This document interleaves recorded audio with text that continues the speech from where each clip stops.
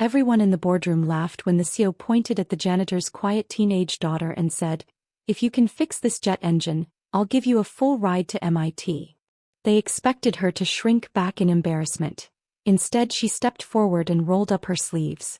What happened next left every aerospace engineer in stunned silence. But beneath the titanium and turbine blades lay a buried family secret, one that would expose the truth about America's most classified aviation project and shake the defense industry to its core. She wasn't just smart, she was dangerous. Before we dive in, hit that like button and comment where you're watching from. Your support helps us bring these incredible stories to light. Now let's begin. The executive conference room at Apex Aerospace buzzed with nervous energy, 30 floors above the bustling streets of Seattle. The smell of burnt coffee mixed with the metallic scent of precision machinery filled the air. Through floor-to-ceiling windows, you could see Boeing's facilities in the distance. But today all eyes were focused on the center of the room where a next-generation F-35 turbofan engine sat motionless on a steel platform. This wasn't just any engine. It was the prototype for a $2.8 billion defense contract, the most advanced propulsion system ever designed for stealth aircraft. And it was completely dead. Kyoviker Cross stood with her arms folded, her platinum hair pulled back in a severe bun, her steel-gray eyes scanning the room full of the country's top aerospace engineers. Each one had tried everything. Diagnostics showed nothing. Computer simulations revealed no flaws. The engine should work perfectly, but it wouldn't even turn over. 3 weeks of failure had cost the company millions, and the Pentagon was getting impatient. That's when Victoria's gaze fell on Marcus Chin, the night janitor who was quietly emptying trash cans in the corner. Marcus tried to make himself invisible, but Victoria had noticed something.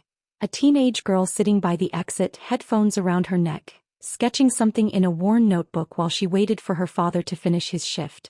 "Marcus," Victoria called out, her voice cutting through the tense whispers. "Maybe your daughter has some ideas." The room erupted in barely contained laughter. A few engineers pulled out their phones, expecting to capture an embarrassing moment they could share later. The girl looked up from her notebook. Her name was Riley Chin, 16 years old, with grease stains under her fingernails and calculus equations scribbled on the back of her hand. Riley blinked twice, processing what she'd just heard. Victoria smiled coldly. "Go ahead, kid. Show us what you've got. If you can get this thing running, I'll personally make sure you get into any engineering program in the country." More laughter rippled through the room, but Riley wasn't laughing. She looked at her father, who was shaking his head almost imperceptibly, terror in his eyes. But something in Riley's expression shifted. She stood up slowly, closing her notebook. "Can I touch it?" she asked, her voice steady despite the tremor in her hands. "Be my guest," Victoria said with a smirk. "Just try not to break anything expensive." The phones were recording now, engineers expecting a moment of teenage humiliation they could laugh about for weeks. But as Riley approached the engine, something extraordinary happened. Her hands stopped shaking entirely. She set down her backpack and pulled out her notebook, flipping to a page covered in complex diagrams that made several engineers exchange confused glances. "Where did she get those blueprints?" someone whispered. "Those look like our classified designs," another murmured, leaning closer. Riley studied the engine for exactly 90 seconds, then she went to work. Her movements were precise, deliberate, like she'd done this 1,000 times before. She removed an access panel that most of the engineers hadn't even noticed, reached deep into the engine housing, and pulled out a tiny component no bigger than a quarter.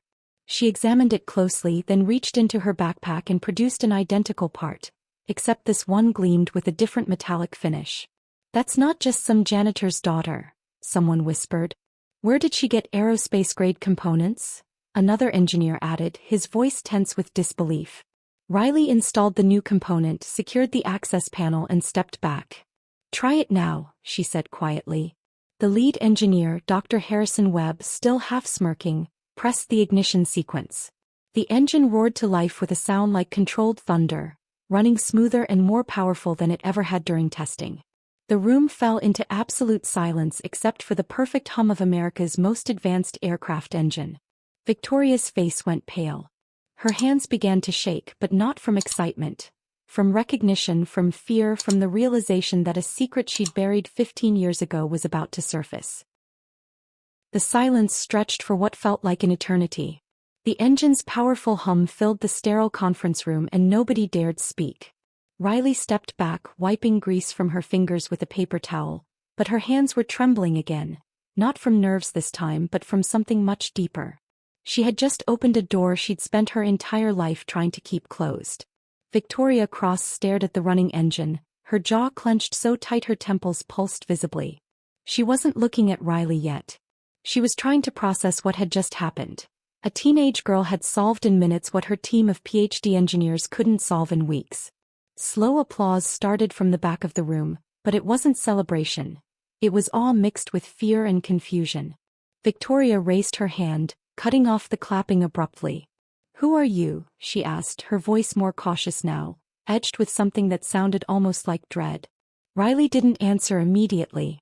She looked at her father Marcus, who stood frozen with a trash bag in his hands, his eyes wide with panic and pain. She looked back at the CEO. "I'm just someone who understands engines," she said simply. Dr. Webb stepped forward eagerly. "That component you just installed, where did you get it? And those diagrams in your notebook, how did you access classified designs?" Riley hesitated, her voice dropping to almost a whisper. "I didn't access anything. I designed them myself."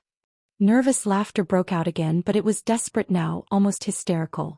"You expect us to believe," another engineer said, "that you reverse-engineered a prototype that cost $50 million to develop?"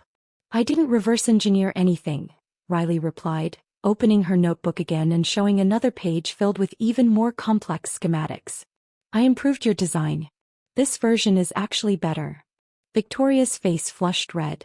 She snatched the notebook and flipped through pages of intricate aerospace engineering, thrust vectoring calculations, material science equations, aerodynamic models, all annotated in blue ink with dates going back 4 years. "You drew these when you were 12? She asked, her voice barely controlled. "I never said I copied your engine," Riley said, meeting Victoria's stare. "I said I improved it. The question is, where did you get the original design?" A collective gasp rippled through the room. Marcus stepped forward, placing a protective hand on his daughter's shoulder. "We should leave," he whispered urgently. "No," Victoria said sharply. "Nobody's leaving." Riley looked her straight in the eye. "Are you holding us here against our will?" Victoria stepped back, realizing the legal implications of her words. Her corporate instincts battled with her personal panic. "Of course not. But we need to understand what's happening here." Marcus's voice trembled as he spoke. "Then you need to understand the truth." Victoria froze. 15 years ago, Marcus continued, there was a woman who worked here. A brilliant aerospace engineer. She was my wife, Riley's mother. Her name was Dr. Sarah Chin. Victoria's eyes went wide with recognition and horror. "She designed the original version of that engine long before your team ever saw it," Marcus said, his voice gaining strength.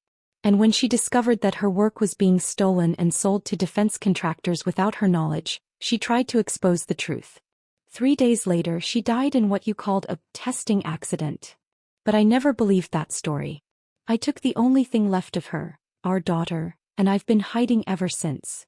The engine continued its perfect operation, but everything else in the room had gone dead silent. The silence in that room was suffocating. Every breath echoed like thunder, every heartbeat deafening in the sterile corporate space. Riley stood beside her father, her hands clenched into fists, her voice steady despite the storm raging inside her chest.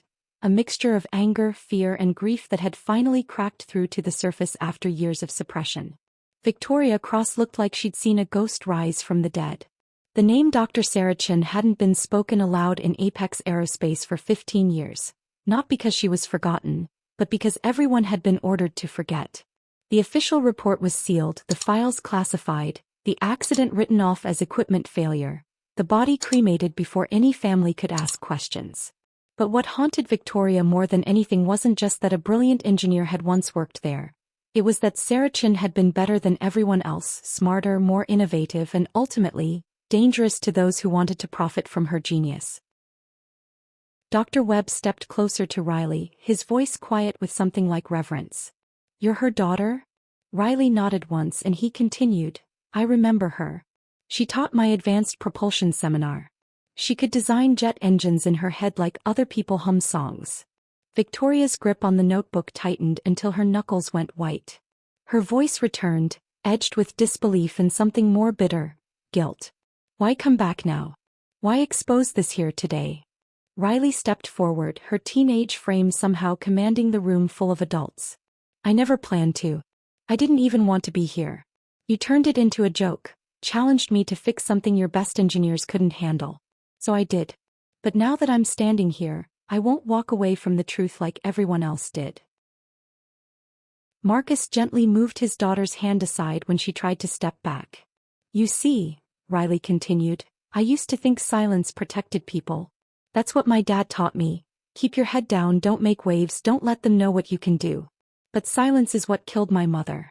And if there's even one person in this room who remembers her, who wondered what really happened to Dr. Sarah Chen, then they deserve to hear the truth. A senior engineer named Patricia, with silver streaks in her hair and shame written across her face, slowly raised her hand. I was here when it happened. I saw her files get transferred. I saw her research get reclassified. I watched her security clearance get revoked the day before she died. I never spoke up. And you weren't the only one, Marcus said, his voice sharp with years of buried anger. I heard the whispers in the hallways. I saw the locked offices. I watched engineers panic whenever her name was mentioned. You buried her, but you didn't bury her mind. You didn't bury her legacy.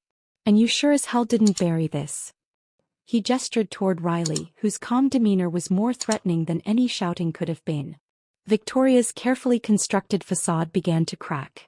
The walls weren't just closing in, they were collapsing entirely.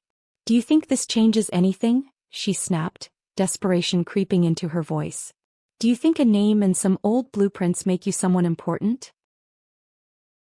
Riley smiled, but it wasn't the smile of a child seeking approval or validation. It was the calm, cold smile of someone who knew they had already won before the game even started. You want to know what makes someone important? She said, her voice carrying the quiet authority her mother once possessed. The truth. And right now everyone in this room knows it. Even you. The silence that followed was different this time. Not stunned, not awkward, but the silence of awakening, of scales falling from eyes that had been willfully blinded for too long. Suddenly, Dr. Webb reached up and removed his Apex Aerospace security badge, dropping it onto the polished conference table with a sharp click. Patricia followed, then another engineer, then another. The sound of badges hitting the table became a rhythm, a drumbeat of rebellion that Victoria couldn't stop. This isn't your company anymore, Marcus said quietly. It never really was. Victoria laughed, but it was hollow, bitter, the sound of someone watching their empire crumble. Do you think they'll believe you? Do you think any of this will stick? I have lawyers, I have connections, I have... Riley pulled out her phone and held it up, showing a live stream that had been running since the moment Victoria first mocked her. The viewer count was climbing rapidly. Thousands, then tens of thousands of people watching in real time. It already has, R.I. whispered. The live stream went viral before the Seattle Evening News even aired. It started as a post on Riley's small engineering blog, then exploded across every social media platform like wildfire through dry timber. Riley's voice, calm and unwavering in the face of corporate arrogance, resonated with millions of viewers. Her face, a perfect combination of her mother's brilliance and her father's quiet strength, appeared on screens in homes, coffee shops, offices and universities across the nation. People replayed the moment she said the truth mattered. They replayed the moment Victoria Cross was exposed as a fraud. They replayed the silence that followed and they shared it with everyone they knew. By midnight, Apex Aerospace was trending in every state, not for a new defense contract or technological breakthrough, but for a cover-up that had claimed the life of one of America's brightest aerospace engineers. A digital army of investigators, journalists and aviation enthusiasts began digging through archives, uncovering old patent filings with Dr. Sarah Chen's initials, half-redacted internal memos, and suspicious project transfers. Social media posts from former Apex employees began surfacing. People who had worked with Sarah, who remembered her brilliance, who had always wondered what really happened that day 15 years ago. At the center of it all stood Riley Chen, no longer just a janitor's daughter, no longer just a shadow hiding in the corners of corporate America. She had become the storm. Inside Apex Aerospace headquarters, chaos reigned like a machine overheating and spinning out of control. Victoria had barricaded herself in her corner office, surrounded by lawyers and crisis management specialists who urged her to issue a statement, to acknowledge the truth, or at least pretend to show remorse. But Victoria refused. Pride was poison and she had been drinking it for 15 years. In the lobby, employees gathered around every available screen, watching their company's reputation disintegrate in real time. Some watched with disbelief, others with relief that the truth was finally coming out, and a few with the deep shame of complicity. Patricia stood quietly at the edge of the crowd, holding her discarded security badge now worthless. Dr. Webb typed furiously on his laptop, uploading internal files to investigative journalists.